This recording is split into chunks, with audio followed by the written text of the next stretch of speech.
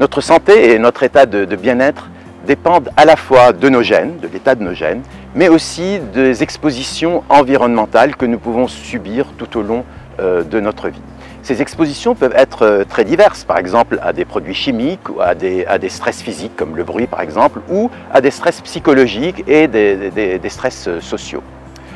On a appris depuis un certain nombre d'années qu'il existe des périodes de la vie qui sont des périodes de vulnérabilité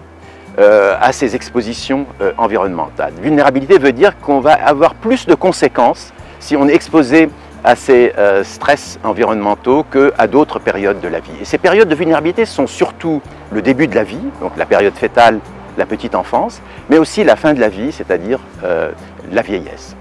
Si nous nous intéressons au début de la vie, c'est le moment où se mettent en place tous nos tissus, tous nos organes, et c'est pour ça que nous sommes particulièrement vulnérables à ces stress environnementaux qui ne vont pas entraîner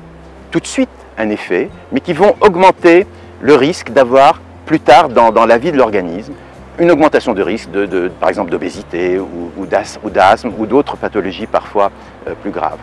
Donc nous parlons plus précisément et nous nous intéressons plus particulièrement à des stress de type chimique, donc, et notamment ce qu'on appelle les perturbateurs endocriniens qui modifient l'état de nos hormones. Et nos hormones sont fondamentales pour cette période initiale de la vie, pour ce développement